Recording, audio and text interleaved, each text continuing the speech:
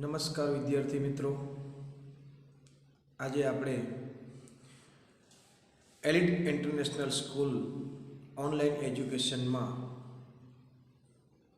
ધોરણ 9 સામાજિક વિજ્ઞાન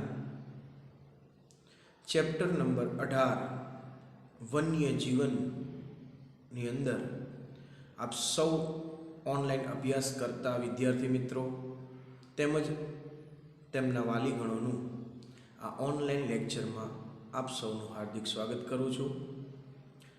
આજે આપણે 18મું ચેપ્ટર વન્ય જીવન વિશે આ લેક્ચરની અંદર શરૂઆત કરીશું। તો વન્ય જીવન, વન્ય એટલે જંગલ, અને એની અંદર જે જીવન જીવી રહ્યા છે એટલે કે પ્રાણીઓ, કેટલાક પશુ પક્ષીઓ, તો એનું જીવન કેવું છે, એની પરિસ્થિતિ કેવી છે, એના વિશે આ પાઠની અંદર આપણે અભ્યાસ કરવાનો છે। તો એની શરૂઆત કરીએ આપણે। વન્ય જીવન એટલે કે જંગલમાં રહેતા પ્રાણીઓનું જીવન। ભારત ભૂપૃષ્ઠની આપણે વાત કરી હતી અગાઉના લેક્ચરની અંદર પણ, અગાઉના પાઠની અંદર, એટલે કે પૃથ્વી ઉપરનો જે કંઈ ભાગ રહેલો છે, ક્યાંક ઊંચો પ્રદેશ છે, ક્યાંક પર્વત છે, ક્યાંક રણ છે, ક્યાંક મેદાનો છે, ક્યાંક સરોવરો છે, ક્યાંક નદીઓ છે, તો ભારતનું ભૂપૃષ્ઠ અને ભારતની આબોહવા સંબંધિત ઘણું બધું એ વૈવિધ્યતા ધરાવતો દેશ ભારત છે। ભારતની અંદર ભૂપૃષ્ઠતાની અંદર પણ ઘણું બધું છે, ક્યાંય એક સરખી જમીન નથી, ક્યાંય એક સરખા પર્વતો નથી, દરેક પ્રકારની અંદર ભૂપૃષ્ઠ પણ વિવિધતાવાળું છે, અને સાથે સાથે ભારતની આબોહવા સંબંધિત પણ ઘણી બધી વૈવિધ્યતા ધરાવે છે। આવું જ વૈવિધ્ય અહીંની વન્ય જીવ સૃષ્ટિમાં જોવા મળે છે। જેવું ભૂપૃષ્ઠ અને આબોહવામાં વિવિધતા છે, એવી વિવિધતા ભારતની અંદર જંગલમાં રહેતા પ્રાણીઓ એટલે કે વન્ય જીવનની અંદર પણ, વન્ય જીવ સૃષ્ટિની અંદર પણ વિવિધતા જોવા મળે છે। સમગ્ર વિશ્વની અંદર વાત કરીએ તો સમગ્ર વિશ્વમાં જીવ સૃષ્ટિની 15 લાખ પ્રજાતિઓ છે, એટલે કે અલગ અલગ જેનામાં જીવ છે એવા પ્રાણીઓ, પશુ પક્ષીઓ આખા વિશ્વની અંદર જીવ સૃષ્ટિની 15 લાખ પ્રજાતિઓ છે, નોંધાઈ છે। જે પૈકીની 15 લાખમાંથી ભારતની વાત કરીએ તો ભારતમાં 81,251 જેટલી પ્રજાતિઓ એટલે કે પશુ પક્ષીઓ એટલે કે વન્યજીવો એ ભારતની અંદર જોવા મળે છે। ફરીથી વિદ્યાર્થી મિત્રો આપણે વાત કરીએ તો ભારતની અંદર વાત કરીએ, સમગ્ર વિશ્વમાં એ જીવ સૃષ્ટિની 15 લાખ જેટલી પ્રજાતિઓ છે, જે પૈકીની 81,251 જેટલી પ્રજાતિઓ એ ભારતની અંદર જોવા મળે છે। જેમાં વાત કરીએ એ 81,251ની અંદર તો જેમાં પક્ષીઓ છે, સરીસૃપો, ઉભયજીવી પ્રાણીઓ, સસ્તન એટલે કે આંચળવાળા પ્રાણીઓ, મત્સ્ય જાતો, માછલીની જાતો તેમજ કીટકો બધાનો સમાવેશ એ આ 81,251 જેટલી પ્રજાતિઓમાં થાય છે। આ ઉપરાંત દેશના વિવિધ પ્રકારોના જંગલોમાં અલગ અલગ પ્રકારના જંગલો છે, જે આપણે 17મા પાઠની અંદર વનસ્પતિ જીવન વિશેની અંદર વાત કરી તો વનસ્પતિમાં અલગ અલગ પ્રકારના છે, સમશીતોષ્ણ કટિબંધીય જંગલો, ઉષ્ણ કટિબંધીય જંગલો, કાંટાળા જંગલો, મોસમી જંગલો, જે બધી વાત કરી। આ ઉપરાંત દેશના વિવિધ પ્રકારોના જંગલોમાં વસતી એટલે કે રહેતી વન્ય જીવ સૃષ્ટિની ઓળખ માટેના સંશોધનો હજુ ચાલુ છે, કે કયા કયા વિસ્તારમાં કેવી કેવી પ્રજાતિઓ એ રહે છે। ભારત જૈવ વિવિધ્યની દૃષ્ટિએ વિશ્વમાં, જૈવ વિવિધ્ય એટલે કે જેનામાં જીવ છે એવી પ્રાણીઓની વૈવિધ્યતાની દૃષ્ટિએ વિશ્વમાં ખૂબ જ સમૃદ્ધ અને બૃહદ એટલે કે મોટું, વિશાળ જૈવ વૈવિધ્ય ધરાવતા 8 દેશો છે કે જેને આ વન્ય જીવ સૃષ્ટિની અંદર વૈવિધ્યતા ધરાવે છે। એવી જીવસૃષ્ટિ જૈવ વિવિધતાની દૃષ્ટિએ 8 દેશોની અંદર 6ઠ્ઠા ક્રમે આવતો દેશ એ ભારત છે। તો અહીંયા આપણે 3-4 વસ્તુ આઈએમપી હેતુલક્ષીની વાત કરી કે સમગ્ર વિશ્વની અંદર જીવ સૃષ્ટિની સંખ્યા 15 લાખ જેટલી નોંધાઈ છે, વન્યજીવ સૃષ્ટિ। એની અંદરથી ભારતમાં કેટલી વન્યજીવ સૃષ્ટિ છે તો 81,251 જેટલી વન્યજીવ સૃષ્ટિ ભારતમાં જોવા મળે છે। એની અંદર પક્ષીઓ, સરીસૃપો, ઉભયજીવી, સસ્તન વર્ગના પ્રાણીઓ, મત્સ્ય જાતો, કીટકો બધાનો સમાવેશ થાય છે। છેલ્લે વાત કરીએ આ પેરેગ્રાફમાં કે ભારત જૈવ વૈવિધ્યની દ્રષ્ટિએ, જૈવ વિવિધતાની દ્રષ્ટિએ વિશ્વમાં ખૂબ જ સમૃદ્ધ અને બૃહદ મોટું જૈવ વૈવિધ્ય ધરાવતા આવા 8 દેશોમાંથી ભારતનો ક્રમ 6ઠ્ઠા ક્રમે ભારત આવે છે. ભારતના જંગલ વિસ્તારનું પ્રમાણ ઓછું છે. ભારતની અંદર 33% જંગલો હોવા જોઈએ આવું વન વિભાગ કહે છે. રાષ્ટ્રીય વન નીતિ અનુસાર એવું કહેવાય છે કે ભારતમાં 33% જંગલો હોવા જોઈએ, જ્યારે ભારતની અંદર 22% જંગલો છે, જ્યારે ગુજરાતની અંદર 10% જંગલોનું પ્રમાણ છે. એટલે કે ભારતના જંગલ વિસ્તારનું પ્રમાણ ખૂબ જ ઓછું છે અને તેની સરખામણીએ આ વન્ય જીવ વૈવિધ્ય ઘણું નોંધપાત્ર ગણાય. કારણ કે આ બધા જ જે જીવો છે, જે પ્રાણીઓ છે, જંગલમાં રહે છે, પરંતુ ભારતમાં જંગલનું પ્રમાણ સતત દિન પ્રતિદિન ઘટતું જાય છે. તેમ છતાંય હજુય જૈવ વિવિધ્યની દ્રષ્ટિએ, વન્ય જીવમાં વિવિધતાની દ્રષ્ટિએ હજુ ઘણું ખરું પ્રમાણ એ ભારતની અંદર જોવા મળે છે. ત્યાર પછી હવે આપણે અગાઉનો ટોપિકની વાત કરીએ તો ભારતના પ્રાણી ભૌગોલિક પ્રદેશો કે જ્યાં પ્રાણીઓ રહે છે.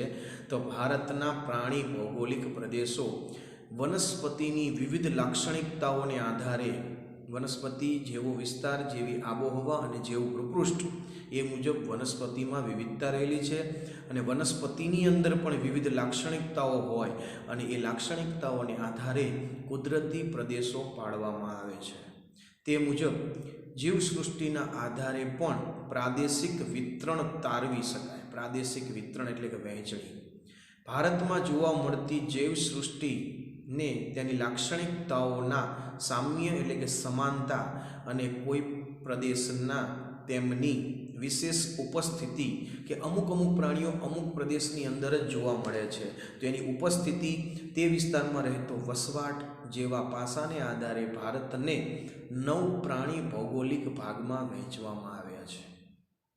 9 ભાગ પાડ્યા છે કે જે અલગ અલગ વન્ય જાતો, વન્ય પ્રાણીઓ અલગ અલગ વિસ્તારોમાં રહે છે, ઉપસ્થિત હોય છે, જોવા મળે છે, વસવાટ કરે છે. તો આવી રીતે જે પ્રાણીઓ જે જંગલમાં જોવા મળે છે, જે વિસ્તારમાં, એવી રીતે આપણે ભારતને 9 પ્રાણી ભૌગોલિક ભાગમાં વહેંચવામાં આવ્યા છે. 9 આ પ્રાણી ભૌગોલિક ભાગ કયા? તેમાં પહેલી વાત કરીએ તો હિમાલયનો પ્રદેશ, 2 હિમાલયની અંદર લડાખ અને શુષ્ક શીત એટલે કે ઠંડુ ક્ષેત્ર, 3 હિમાલયનું વનાચ્છાદિત એટલે વૃક્ષોથી આચ્છિત નીચલું ક્ષેત્ર કે જ્યાં બરફ ઓછો હોય, ત્યાં વનસ્પતિ ઉગે છે, તો હિમાલયનું આ વનાચ્છાદિત વનથી છવાયેલું નીચલું ક્ષેત્ર.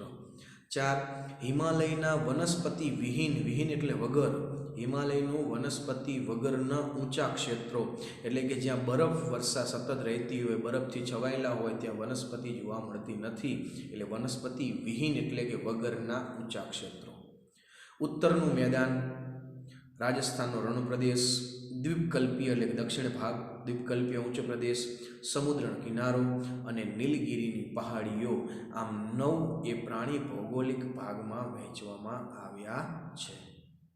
આ પ્રાણી ભૌગોલિક પ્રદેશ મુજબ જૈવ વૈવિધ્યનો અભ્યાસ કરાય છે. તો હવે આપણે ભારતની વૈવિધ્યસભર વન્ય જીવસૃષ્ટિ વિશે અભ્યાસ કરીએ. તો ભારતમાં વૈવિધ્ય એટલે કે વિવિધતાવાળી આવી વન્ય જીવસૃષ્ટિ કઈ જોવા મળે છે?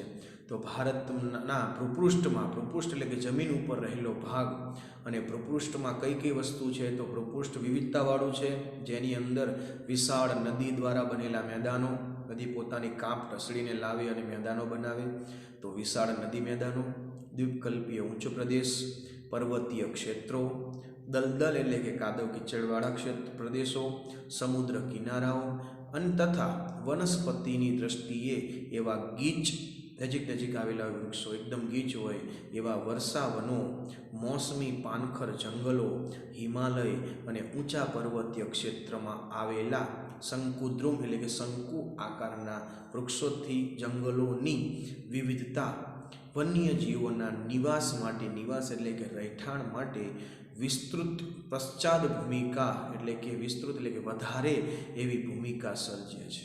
એટલે કે આ બધું ભૂપૃષ્ઠમાં વિવિધતા છે, અને આ વિવિધતા છે એના કારણે એમાં રહેતા પ્રાણીઓમાં પણ, વન્યજીવોમાં પણ વિવિધતા જોવા મળે છે. દક્ષિણના દ્વીપકલ્પીય વર્ષાવનોની વાત કરીએ તો એ વરસાદથી બનેલા દ્વીપકલ્પીય, કારણ કે ભેજનું પ્રમાણ નીચે દક્ષિણ ભારતમાં વધુ હોય, આપણે વાત કરીએ અગાઉના ચેપ્ટરની અંદર. તો દક્ષિણના દ્વીપકલ્પીય વર્ષાવનોમાં એશિયાઈ હાથી, કયા કયા પ્રાણીઓ કયા વિસ્તારમાં જોવા મળે? દક્ષિણના દ્વીપકલ્પીયમાં એશિયાઈ હાથી, બ્રહ્મપુત્ર નદીના દલદલ એટલે કે કાદવ કીચડવાળા ક્ષેત્રોમાં એક સિંગી એટલે એક શિંગડાવાળો ભારતીય ગેંડો, જે દક્ષિણના બ્રહ્મપુત્ર નદીના દલદલના ક્ષેત્રમાં જોવા મળે. હિમાલયના ઊંચાણવાળા ક્ષેત્રમાં, જ્યાં હિમાલય બરફ વધુ પડે છે એવા ઊંચાણવાળા ક્ષેત્રમાં હિમદીપડા, હિમ એટલે બરફમાં રહેતો દીપડો. જમ્મુ કાશ્મીરમાં જંગલી બકરીઓ અને કસ્તુરી મૃગ, એ જમ્મુ કાશ્મીરમાં. દક્ષિણ ભારતના જંગલોમાં જંગલી ભેંસ, જેને ભારતીય બાયસન કહેવાય, તો એ દક્ષિણ ભારતના જંગલમાં જંગલી ભેંસ. મધ્ય ભારત અને પશ્ચિમ બંગાળમાં વાઘ, કચ્છના નાના રણમાં ઘુડખર અને મોટા રણની અંદર જલપ્લાવિત, જ્યાં પાણીવાળો વિસ્તાર છે એવા જલપ્લાવિત ક્ષેત્રમાં સુરખાબ જોવા મળે છે. ઘાસભૂમિના વિસ્તારોમાં, જ્યાં ઘાસ આવેલું છે એવી ઘાસભૂમિ ધરાવતા વિસ્તારોમાં લુપ્ત ગણવામાં આવતા, લુપ્ત માનવામાં આવે છે એવા લુપ્ત મનાતા પક્ષી ઘોરાડ એટલે કે ગ્રેટ ઇન્ડિયન બસ્ટાર્ડ ની તાજેતરના વર્ષોની અંદર પુનઃ એટલે કે ફરીથી, કે જેને લોકો વિનાશ થઈ ગયો અથવા મૃત્યુ પામ્યા છે અને લુપ્ત થઈ ગયા છે એવું માનતા હતા, એવા ઘોરાડ હવે તાજેતરની અંદર એની પુનઃ એટલે કે ફરીથી હાજરી નોંધાઈ છે, જોવા મળે છે. જલપ્લાવિત વિસ્તારો એટલે કે પાણીથી ભરેલા જોવા મળતા એવા વિસ્તારોની અંદર શિયાળા દરમિયાન ઠંડા પ્રદેશોમાંથી, શિયાળા દરમિયાન આવા જલથી ભરેલા જલપ્લાવિત વિસ્તારોમાં શિયાળા દરમિયાન ઠંડા પ્રદેશોમાંથી અનેક જાતના યાયાવર એટલે વિદેશી, ફરતા એવા વિદેશી પક્ષીઓ ઉતરી આવે છે. તેમાં કેવા કેવા વિદેશી પક્ષીઓ આવ્યા છે જે શિયાળાની ઋતુને પસાર કરવા માટે આપણા જલપ્લાવિત ક્ષેત્રમાં આવે છે? તેમાં વાત કરીએ તો સાઇબેરિયન ક્રેન, પેલિકન, તિબેટિયન બતક, કુંજ, કરકરા વગેરે મુખ્ય છે. પશ્ચિમ ઘાટના ગીચ વનોના વિસ્તારોમાં, પશ્ચિમ ઘાટ જે નીચેનો ભાગ આપણે અગાઉના પાઠની અંદર દક્ષિણ ભારતના જે અરબ સાગરમાંથી પવન વાય છે એ જે ઘાટ છે, પશ્ચિમ ઘાટના ગીચ વનો એટલે કે ગીચ જંગલો, વૃક્ષોથી છવાયેલા ગીચ જંગલોના વિસ્તારોમાં ઉડતી ખીચકલીઓ જોવા મળે છે. તો ઉડતી ખીચકલી ક્યાં જોવા મળે? તો પશ્ચિમ ઘાટની અંદર ગીચ જંગલોમાં. નિકોબારી કબૂતર, અંદમાન નિકોબાર જે આપણે કહીએ છીએ એમાં નિકોબારી કબૂતર એ નિકોબાર ટાપુમાં જોવા મળતું દુર્લભ પક્ષી છે. કચ્છના અખાતમાં અને લક્ષદ્વીપ દ્વીપ સમૂહમાં પરવાળાની એટલે કે છેવાડાની દુર્લભ પ્રજાતિઓ જોવા મળે છે. કેટલાક સસ્તનો, આંચળવાળા અને પક્ષીઓની સાથે સાથે સરીસૃપ એટલે કે પેટથી ચાલતા હોય એવા, ઢસડીને ચાલતા હોય પેટને ઘસીને એવા સરીસૃપોની પણ વિવિધ જાતો એની અંદર વાત કરીએ તો રાજનાગ, સાપ, અજગર, પાટલાકો વગેરેની પણ નોંધ લેવી જોઈએ. સમુદ્ર કિનારે તથા જળ વિસ્તારોની અંદર, સમુદ્ર કિનારો તેમજ પાણીવાળા વિસ્તારોની અંદર વિવિધ પ્રકારની માછલીઓ, દરિયાઈ સાપ, જે બધા પાણીની અંદર જલ વિસ્તારોની અંદર જોવા મળે, માછલીઓ, દરિયાઈ સાપ, ડોલ્ફિન, શાર્ક, ડુગાંગ જેને દરિયાઈ ગાય કહેવાય, ઓક્ટોપસ એટલે કે રંગારા અને વહેલ જે માછલીનો ભાગ, વહેલ જેવી જીવસૃષ્ટિની દુનિયા એ જલ વિસ્તારોની અંદર જોવા મળે છે. જંગલ વિસ્તારો ઉપરાંત અત્યારે આપણે જે વાત કરીએ એની અંદર કે કેટલીક આ વિવિધતાવાળી વન્યજીવ સૃષ્ટિ જોવા મળે છે, કારણ કે ભારતનું ભૂપૃષ્ઠ પણ વિવિધતાવાળું છે અને ભૂપૃષ્ઠ જેવું છે એ મુજબ 9 એવા પ્રાણી ભૌગોલિક વિસ્તારો છે કે જ્યાં અલગ પ્રકારના વન્યજીવ સૃષ્ટિઓ ત્યાં પોતાનું નિવાસ કરે છે, રહે છે, હરે ફરે છે.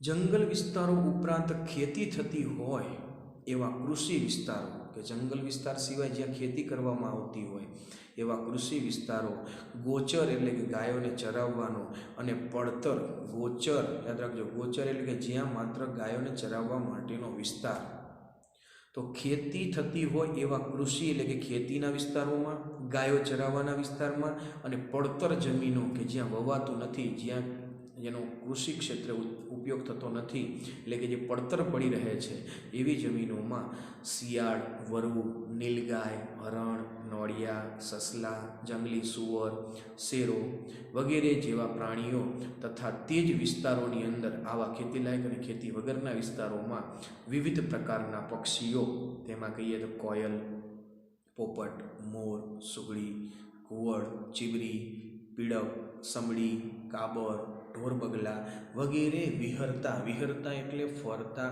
જોઈ શકાય છે. આ અલગ અલગ વિસ્તારોની અંદર આ ખેતીલાયક જમીન અને પડતર જમીનોની અંદર આ બધા જેવા પ્રાણીઓ એ જોવા મળતા હોય છે. હવે કેટલીક માહિતી આપણે મેળવીએ કે જાણવા જેવી વસ્તુ છે કે એની અંદર સારસ એ ભારતમાં જોવા મળતું સૌથી મોટું, જે હેતુલક્ષીની અંદર અને સ્પર્ધાત્મક પરીક્ષામાં પૂછાય જાણવા જેવું, તો સારસ ભારતમાં જોવા મળતું સૌથી મોટું પક્ષી, ભારતનું સૌથી મોટું પક્ષી કયું? તો સારસ. ત્યાર પછી વાત કરીએ ભારતમાં જોવા મળતું સૌથી નાનું પક્ષી કયું?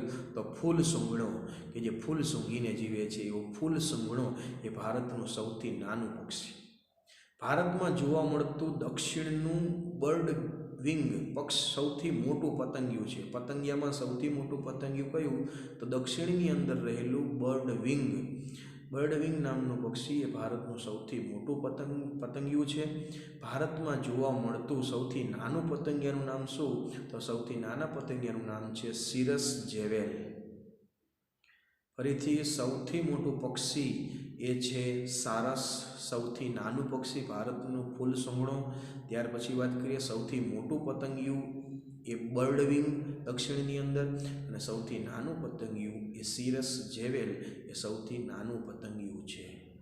ત્યાર પછી વાત કરીએ નવો ટોપિક, વન્યજીવો અને સંરક્ષણની જરૂરિયાત. અત્યાર સુધી આપણે વાત કરી કે વન્યજીવો અલગ અલગ વિસ્તારોમાં જોવા મળે છે. વન્યજીવોની સંખ્યા ઘટતી જાય છે. એનું કારણ છે વૃક્ષોનો વિનાશ થઈ રહ્યો છે, જંગલો કપાય છે. તો હવે વન્યજીવો અને એ વન્યજીવો કેટલું શું પ્રમાણ છે, કેટલું હતું, કેટલું થયું છે, અને તેના માટેનું સંરક્ષણ એટલે કે સાચવણીની જરૂરિયાત કેમ છે, શું છે, એના વિશે જોઈએ.